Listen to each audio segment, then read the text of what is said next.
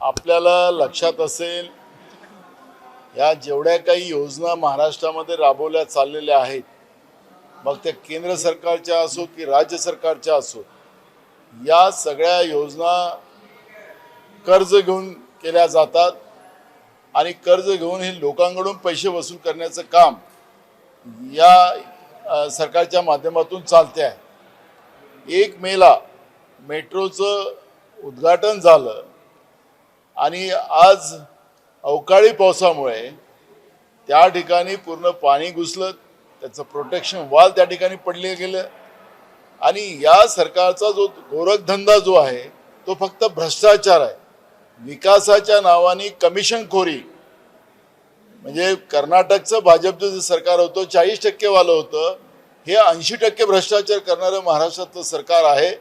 जनतेच्या पैशाची लूट माजवलेली आहे आणि त्या लुटीच्या माध्यमातून आपले घरं हे भाजप भरतानी आणि त्यांचे सोंगडी भरतानी आपण पाहतोय आणि त्याचा परिणाम महाराष्ट्राच्या जनतेचा आर्थिक बोज वाढवून त्यांना लुटण्याचं काम यांच्या माध्यमातून चाललेलं आहे आणि त्याचाच परिणाम आजच्या अवकाळी पावसामुळे झालेल्या मेट्रोच्या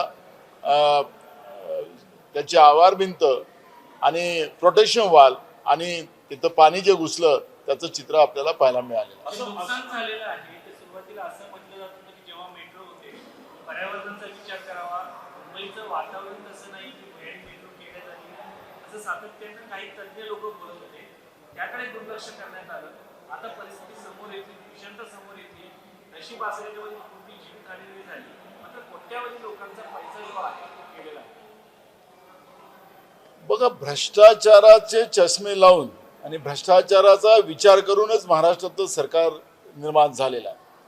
बेईमानीने निवडून आलेलं सरकार आहे। यावेळेस महाराष्ट्राच्या जनतेने डोक्यात बसवलं होतं, मनात बसवलं होतं की या बीजेपी आणि त्याच्या अलायन्सला सत्तेतून बाहेर काढायचं।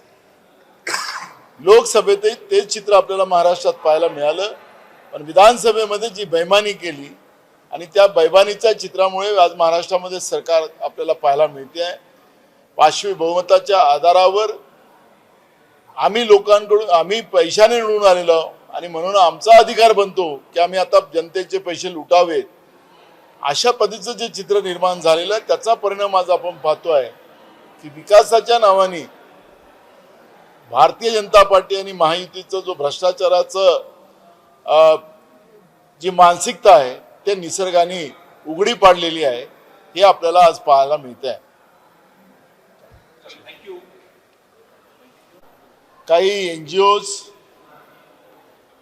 आणि विविध राज्यामध्ये काँग्रेसचे काही पदाधिकारी जे ओबीसी संघटनेसाठी, ओबीसीच्या हक्कासाठी जे काम करतात, अशा लोकांची एक मीटिंग आज झाली। मोठ्या संख्येनं प्रत्येक राज्यातून त्या ठिकाणी